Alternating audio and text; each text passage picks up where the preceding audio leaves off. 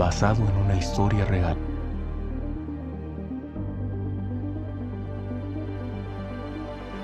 Leyendo el último libro de Oliver Sacks, El río de la conciencia, me he encontrado en el capítulo, El yo creativo, con una referencia a la autobiografía de Norbert Wiener, el matemático considerado el padre de la cibernética, que me ha llevado a un personaje hasta ahora desconocido por mi parte, William James Sidis. Probablemente no has escuchado sobre él, pero William, era un verdadero genio en todos los sentidos. Investigando sobre William, me surgieron muchas preguntas y dudas. ¿Es posible que un ser humano supere los 250 de coeficiente intelectual? ¿Por qué tantas personas inteligentes acaban solos, arruinados o suicidándose? ¿Qué le ocurrió a William James Sidis para tener una vida tan desgraciada? Voy a intentar responder a algunas de estas preguntas. Otras no tienen respuesta. ¿Se puede medir la inteligencia? Bueno, desde que la humanidad dejó de guiarse por la ley del más fuerte, las supersticiones y las religiones, y el abrazo de la ciencia, la inteligencia se considera una virtud a la hora de encontrar un buen trabajo o de ganarse la vida. Durante siglos solo se podía confirmar, demostrándola. Alguien se consideraba inteligente porque sobresalía en la escuela, o en su profesión.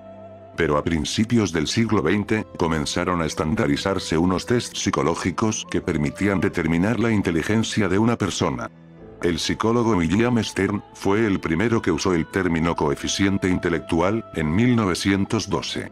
En las siguientes décadas numerosos psicólogos y matemáticos de todo el mundo, desde Alfred Binet, a Lewis Terman y otros muchos, han ido perfeccionando el método. Aunque se tiende a pensar que los test de inteligencia analizan principalmente lo que sabes o lo rápido que respondes, en realidad utilizan varios métodos muy complejos que analizan tanto el rendimiento, como la percepción visual y auditiva, y diferentes tipos de inteligencia, e incluso la carga genética y cultural de la sociedad en la que se vive. Con los métodos modernos, un coeficiente intelectual de 100, se considera la media. Pero existe una desviación estándar de 15, que está dentro de los márgenes. Por tanto, cualquier coeficiente entre 85 y 115, se valora como una inteligencia normal. A partir de 130 se habla de superdotados, y de 155, de inteligencia superior. Se sabe por ejemplo que Albert Einstein tenía un SI de 160, igual que Stephen Hawking. Mark Zuckerberg, por ejemplo, el fundador de Facebook, tiene 152. Se estima que genios de siglos pasados como Isaac Newton, Leonardo da Vinci o Marie Curie rondan los 180 o 200 puntos. Pero no todas las personas inteligentes se dedican a las ciencias. El actor James Ward tiene un SI de 180, la actriz Sharon Stone alcanza los 152, y el jugador de ajedrez Garry Kasparov llega a los 198. Hoy en día estos tests se consideran válidos para la ciencia. Quien los supera es realmente inteligente, ya que no se puede hacer trampas. Y esto nos lleva a William James Sidis. Según los psicólogos, cifras mayores a 201 solo se dan una vez entre 8.000 millones de personas. Y en el planeta viven actualmente 7.500 millones de personas, aunque a lo largo de la historia podrían haber vivido más de 100.000 millones de humanos. Diversos estudios fijan el coeficiente intelectual de Sidis alrededor de los 200. Su propia hermana Elena asegura que unos años antes de morir William, llevó a cabo un test de inteligencia y no supieron medirlo, porque daba valores entre 250 y 300. Es difícil precisarlo, pero todos coinciden en que fue uno de los seres humanos más inteligentes de la historia. Ahora, conoceremos cómo fue su vida. Quiero vivir una vida perfecta, dijo, alguna vez, William. La única manera de lograrlo es a través del aislamiento, de la soledad. Siempre he odiado a las multitudes. Él, más que nadie, podía darse el lujo de decir algo así. Ese don le servía para flagelarse a sí mismo todo el tiempo. Es considerado como una de las personas más inteligentes de las que se tiene noticia. Sí, es verdad, ser inteligente te abre muchas puertas en la sociedad. Pero también te pone las cosas más difíciles en otros aspectos. Y si no las gestionas bien, pueden acabar destruyéndote. La lista de genios intelectuales que acabaron suicidándose, en la cárcel, o aislados del mundo, es larga y desoladora. Pero su vida es también una de las más tristes y conmovedoras. William James fue un niño prodigio estadounidense, que nació el 1 de abril de 1898. en la ciudad de New York, y hijo de los inmigrantes Sarah Mandelbaum Sidis y Boris Sidis. Sus padres tuvieron que huir en 1898 de Rusia por motivos políticos ya que formaban parte de la comunidad judía rusa. Su padre, Boris Sidis, nació en Ucrania y de ascendencia judía, era un prestigioso psiquiatra. Su madre, Sarah Mandelbaum, era doctora. El recién nacido Sidis tenía la genética a su favor, y pronto comenzaría a demostrarlo. Según sus biografías, desde pequeño mostró sorprendentes habilidades intelectuales, especialmente en matemáticas y en el dominio de diversas lenguas.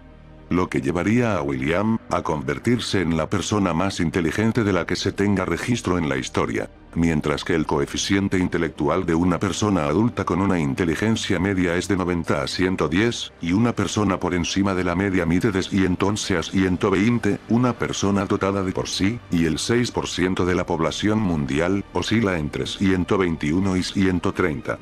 William tenía tan solo 1 año y 6 meses, cuando de golpe, sin previo aviso, le pidió a su madre que le prestara una hoja de The New York Times, y se puso a leerla, en voz alta. Los padres de William elaboraron un proyecto de investigación un poco descabellado en ese entonces. Tenían un sueño en común, tener un hijo varón, y lograr estimularlo convenientemente para que fuera un pequeño genio como ellos. Su padre aplicó sus propios conocimientos de psicología en él, para promover una alta capacidad intelectual para darle a su hijo posibilidades infinitas de conocimiento. Y la oportunidad de también poner en práctica ciertas teorías pedagógicas que Boris había desarrollado en los años de estudio en la universidad. Como sus padres eran muy inteligentes, se esperaba que William fuera igual de brillante como ellos, pero se sorprendieron con su inteligencia, la cual resultó ser extraordinaria y llegó a superar sus expectativas. Entre las proezas documentadas de William, se sabe que pasó el curso de tercero de primaria, en solo 3 días, aprendiendo todas las lecciones que ésta contemplaba. Curiosamente, la única ciencia que no dominaba del todo era las matemáticas. Así que con 6 años su padre le inculcó esta materia por medio de las clases y estudios intensivos. Boris y Sarah estaban contentos con los primeros resultados de su investigación. William estaba terminando sus estudios de primaria, cuando tenía entre 4 y 8 años, luego llegaría a escribir 4 libros, 2 de anatomía y 2 de astronomía. A esa edad hablaba ya 8 idiomas, los que le habían enseñado sus padres y los que lo rodeaban en la entonces comunidad rusa en Nueva York. El latín, el griego, el francés, el ruso, alemán, el hebreo, el turco y el armenio, además del inglés. Pero los consideraba limitados, así que inventó el suyo propio, y a los 7 años inventó su propio idioma, el Vendergot. Basado sobre todo en el latín y el griego, pero también incluyó elementos del alemán, del francés y otras lenguas románicas, mimos que con los años los lingüistas estudiaron y calificaron como muy completo y correcto. Parece increíble para casi cualquier humano, sobre todo por la complejidad de las lenguas en cuestión, pero esto fue posible para el entonces niño William. Se sabe que parte de la inteligencia, o al menos la capacidad para desarrollarla, proviene de los padres. De los genes, es lo que algunos psicólogos llaman factor G, y se sabe también que la inteligencia puede cultivarse y fomentarse desde la infancia. En el colegio, sus profesores se quejaban porque era un niño muy distraído y no atendía en clase. Es algo común en los superdotados.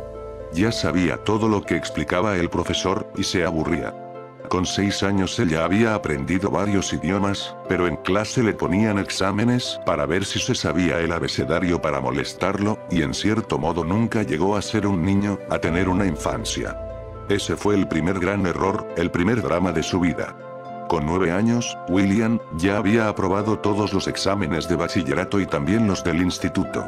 Su padre Boris, consciente de su inteligencia, pidió que lo admitiesen en la Universidad de Harvard, pero fue rechazado ya que solo tenía 9 años en ese momento. Antes de cumplir los 8 años, fue aceptado en el Instituto Tecnológico de Massachusetts, donde pasó 2 años buscando errores en las teorías de Einstein, y aprendiendo más idiomas. Finalmente a los 11 años, Harvard cedió. William James Sidis se convirtió en el universitario más joven de sus más de 300 años de historia. Con el tiempo, William ya era experto en matemáticas aplicadas. Y a los 16 años se graduó en medicina. En 1910, su conocimiento de las matemáticas alcanzó su punto máximo y comenzó a dar conferencias a sus profesores de instituto, ganándose el título de niño prodigio. Poco después de su graduación, William les comentó a varios periodistas, los cuales estaban interesados en su vida, que él solo deseaba vivir una vida perfecta, y que, según él, era de reclusión. Una anécdota cuenta que un día llegó a una biblioteca y pidió que le dieran todos los libros que allí había de la lengua portuguesa. Luego se fue a su casa a descansar, tras haber leído en portugués todo el día. A la mañana siguiente presentó un examen en esa misma lengua, el cual aprobó con calificación perfecta, acreditando que dominaba dicho idioma. Durante su primera década de vida, William se convirtió en un niño prodigio tutelado por su padre, que controlaba absolutamente todos los aspectos de su vida. Como psiquiatra, Boris creía que si los niños empiezan a estudiar a los 2 años y mantienen un aprendizaje intensivo, a los 10 años pueden aprobar el instituto.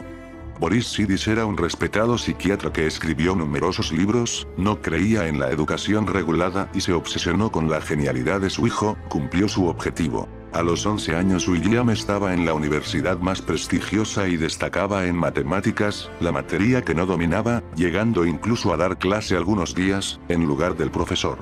Pero todo tiene un precio, posiblemente, fue demasiado alto. William James no tuvo infancia.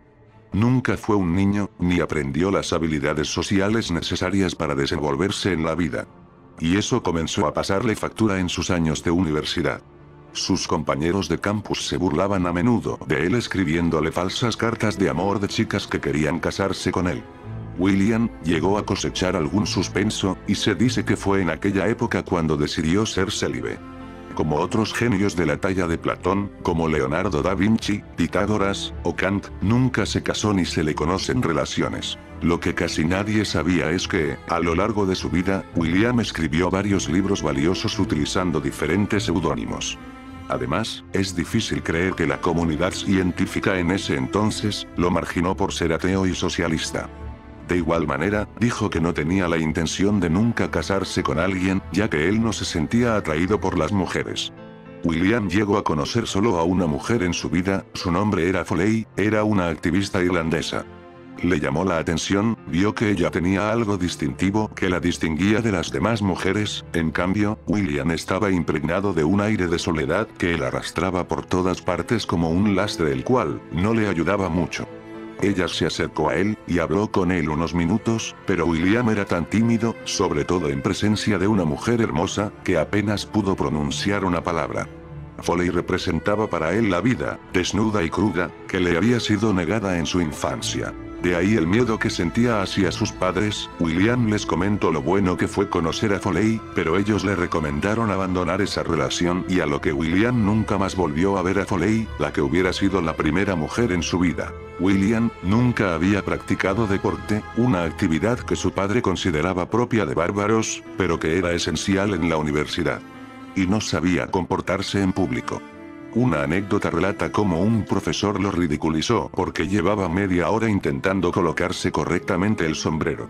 A William le costó mucho hacer amistades en la universidad, y ya entonces se llevaba mal con la prensa y la fama. Desde niño había aparecido en los periódicos y en el campus destacaba por su poca edad. Le molestaba porque no sabía gestionarlo, y en esa época la sobreinteligencia no se veía como una virtud, sino como una cosa de bichos raros. Con 16 años Sidis tenía pensado matricularse en Harvard en otras carreras, ya que se había graduado con solo 16 años, en 1914. Pero tras ser agredido físicamente por unos estudiantes, su padre le encontró trabajo de asistente del profesor en la Universidad Rice, en Houston.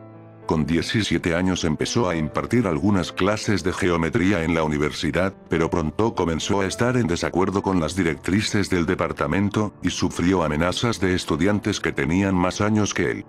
William llegó a matricularse en Derecho en Harvard, pero abandonó el último curso. En 1919, ya algo empezaba a torcerse en la vida del genio superdotado. William empezaba a sentir los efectos de la soledad. A pesar de ser un hombre con un intelectual ambicioso, la comunidad científica le daba la espalda. Encima había heredado las tendencias de izquierda de su padre, lo que no le hacía la vida más fácil. También, la primera vez que William fue arrestado, fue por celebrar el 1 de mayo junto a unos obreros cerca de su trabajo. En 1919, poco después de dejar la escuela de leyes, con 19 años William fue arrestado por segunda vez, por haber participado en una marcha socialista realizada en Boston, reivindicando el Día del Trabajador, que luego terminaría en disturbios. Fue detenido y condenado a 18 meses de prisión. Fue sentenciado a 18 meses en prisión bajo la ley antidisturbios de 1918, por amotinamiento y agresión. Durante el juicio, William declaró haber sido un objetor de conciencia de la Primera Guerra Mundial, y que era ateo y socialista. Este incidente lo puso en portada de todos los periódicos. A la prensa le encantan los casos de los genios que caen en desgracia, y un titular con el adolescente graduado en Harvard que acaba en la cárcel. Finalmente su padre acordó con el juez que, en lugar de la prisión, que lo confinara 2 años en el manicomio en donde Boris trabajaba.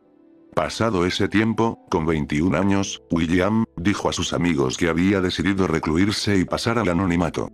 Dejó de hablarse con sus padres y la segunda mitad de su vida la pasó realizando trabajos mal pagados, arreglando máquinas y otras tareas mecánicas porque no quería pensar. William empezó a sentir los síntomas de la enfermedad que lo llevaría a la muerte, especialmente las migrañas que lo atacaban casi todos los días. Además de la fama no deseada, su decisión también reflejaba la presión que enfrentó desde su nacimiento. Su padre aplicó sus propios enfoques psicológicos para criar a su hijo y lo llevó a su límite. Aunque a William le fascinaba aprender de niño, su opinión cambió cuando logró convertirse en adulto y a lo que culparía a su padre por aquel trato tan especial, y cuando su padre murió en 1923, no acudió a su funeral.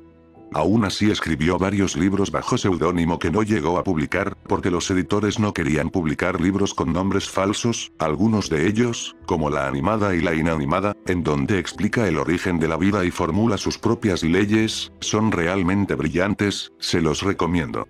Ahora, se conservan 4 libros, 13 artículos y un centenar de columnas en revistas en la página web llamada Sidis.net. William decidió mantener un perfil bajo trabajando en empleos administrativos de baja remuneración. Vivía encerrado en un pequeño y bastante sucio departamento de Boston, saliendo solo para visitar a sus padres de vez en cuando, o participar en alguna actividad política. En 1924, los periodistas lo llegaron a presionar constantemente y se burlaban de su inteligencia, y llegaron a la conclusión de que ya no era capaz de hacer lo que había logrado cuando era el niño prodigio. William pasó el resto de su vida destrozado y completamente solo. Se separó de su familia, trabajó sus últimos días como maquinista y realizó pequeños trabajos para llegar a pagar el fin de mes. Pudo ser la persona que pudo haber cambiado el mundo para bien. De acuerdo con una prueba de coeficiente intelectual, aplicada a William James Sidis por un psicólogo, la estimación fue de entre 250 y 300 puntos. Muy por encima de la obtenida por genios como Einstein, el cual tenía un coeficiente intelectual de 160 y 180, o Stephen Hawking el cual era 160. Pese a su probada capacidad intelectual, William James Sidis murió a los 46 años, de una hemorragia cerebral, tras terminar su 7ª carrera universitaria. La misma muerte que su padre. Algunas crónicas de la época aseguran que murió solo y amargado, pero cartas de sus conocidos afirman que tenía bastantes amigos y que era una persona agradable a la que le gustaba contar historias. Hoy solo queda de él una sencilla y casi anónima tumba en el cementerio de Boston. Su vida ha sido motivo de curiosidad y análisis durante muchas décadas, sobre el tipo de desarrollo educativo que William James recibió por parte de su familia. Es al padre de William, Boris Sidis, a quien se le atribuye haber aplicado sus conocimientos de psicología, para potenciar la capacidad intelectual de su hijo. La vida del joven prodigio ha sido motivo de libros, así como de una cinta de 1997 titulada En busca del destino, protagonizada por Matt Damon y Robin Williams. El debate acerca del método de educación de Boris, ocurrió dentro de una discusión más amplia sobre la mejor manera de educar a los niños. Los diarios criticaban la manera de la familia Boris de criar a su hijo.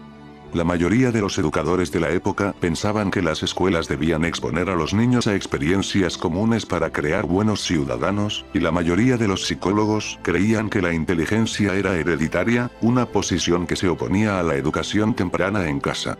La dificultad con la que William y otros estudiantes jóvenes altamente dotados se encontraron fue una estructura universitaria con una rígida opinión en contra de dejarlos avanzar rápidamente a la educación superior. El debate sobre la educación para niños prodigios continúa hoy. William permanece como tema de discusión. Dentro de los estándares modernos, William es comúnmente clasificado como un individuo altamente dotado, y algunos críticos usan a Sidis como un ejemplo vívido de cómo jóvenes superdotados no siempre alcanzan el éxito que correspondería, ya sea en un ámbito tanto material como creativo. La triste vida de William James Sidis se usa a menudo por los psicólogos para mostrar cómo la inteligencia no es suficiente para tener una buena vida, o ser feliz. También ha servido para que las universidades americanas establezcan nuevas normas de supervisión a la hora de admitir alumnos en edad infantil o adolescente.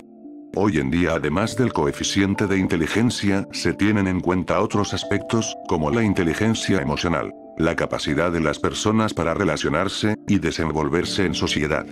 El profesor del Instituto Tecnológico de Massachusetts, Daniel Comstock, llegó a decir de William Sidis, cuando aún era estudiante universitario: "Predigo que el joven Sidis será un gran matemático astronómico.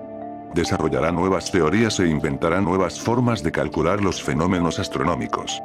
Creo que será un gran matemático, el líder en esa ciencia en el futuro".